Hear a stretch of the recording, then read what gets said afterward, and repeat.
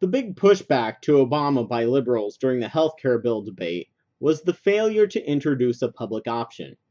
But why a public option? Well, straight out of the gate, the Constitution directly calls for one public option that we have had for most of its existence: the U.S. Postal Service. This is a body that is not reliant on making a profit to exist. It is not reliant on the government. It has insane levels of economics of scale and is one of the cheapest and most efficient universal ways to get packages and mail moved from one place to another. A public option is an overall entity that provides a basic service. Rationing is one way of doing it, but only in extreme cases such as crisis or emergency. Rationing, such as what the Republicans claim would happen with Obamacare, never happens in the Postal Service and won't be happening with healthcare. The post office pays for itself, and if someone wants to use more service, they pay more. At the moment, the U.S. Post Office is having serious trouble competing in the market with UPS and FedEx only because the current Congress is hamstringing them from innovating and moving into other areas because the companies that own the congressmen don't want more competition. They are also demanding that the post office saves enough money back for pensions for 70 years, something no other business has to do. Most often, companies instead file bankruptcy and screw over their employees. In all reality, the internet could easily be classified as a post road, as the intent was that a democracy requires a well-informed public and that post roads brought news, communication, and entertainment. The public option provides a basic layer of care that keeps costs low to individuals, does not rely on profit, and provides real competition. This may sound similar to communism, but it has serious differences: competition and market prices. Communist systems used what were called planned economics, where they regulated the price based on demand.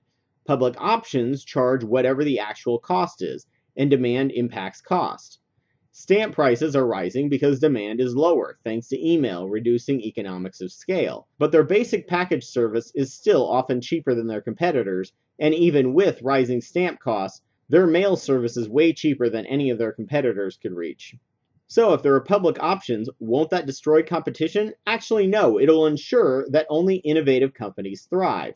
Once we know how to do something like water, power, mail, internet, and roads, we can make it a basic service for everyone. Good infrastructure is actually a bigger draw to companies in states or cities than low taxes and cheap labor. Innovators will make things even better and kickstart the next generation of things we sell and use. If they get the technology cheap enough, the government will either wait for the patent to expire or contract the innovator to make massive amounts of it, ensuring huge profits for the contractor, but making the product even cheaper through economics of scale. Because of this, over in Europe, the government can negotiate prices and keep them low. In the US, we have Medicare, a government-run program that the elderly love. However, because the drug companies own so many politicians, Medicare can't negotiate prices like they can in Europe, so our drug prices are through the roof.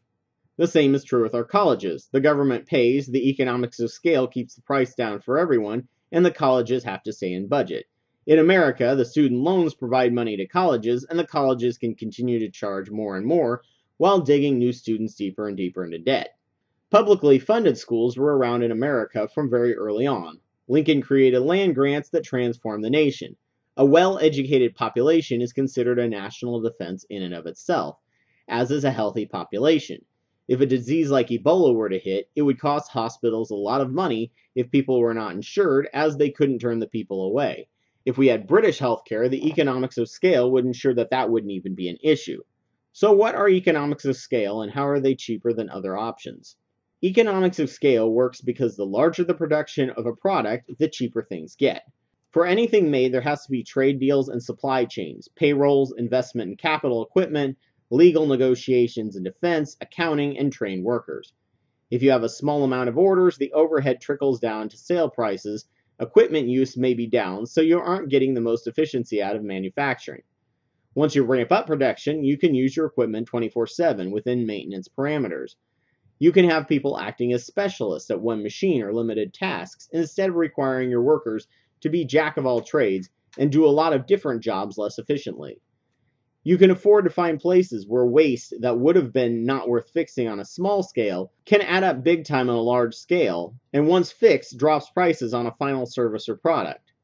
Overhead in managing is ridiculously cheap compared to small-scale production, and people want your trade deals because they know that they will stay in business and there is little risk of collapse, so they will charge you less.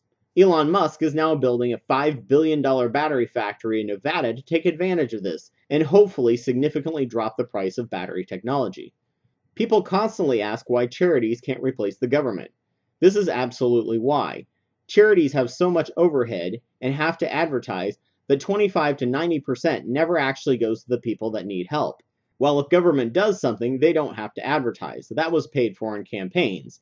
Their overhead is 1 to 10% depending on the service. If the economy gets hurt, the money still keeps going into the economy and is spent immediately, making it make the economic crash not nearly as painful, speeding up recovery. Even if you wish that government wouldn't spend your tax money on certain public goods and wish you had more choice over which charity you like, you will still spend a tiny fraction of what you would have spent by giving the money to a charity of your choice. The purpose of charity and business in general is to innovate. Once a best practice is established for a basic service, the government picks it up or contracts it, and using economics of scale makes it cheaper and available to everyone, ensuring real competition and driving costs down. If you want to compete with the government, you have to innovate and provide actual competition, or compete with a rival contractor with better or cheaper service. This helps to eliminate massive wastes that occur through advertising and a bunch of individuals doing all the same marginally or non-innovative work. These companies or charities may be innovative at getting better profits and managing a business, but innovation of products has been very sluggish in terms of many companies. If a new charity thinks they can do something better than the government, or the government isn't providing a service they see a real need for, they can bring it to the people's attention and show a new way to provide a service. We're a very generous people, so funding for new and innovative charities on top of the current low-cost science funding, social safety net, and international aid, it will probably succeed.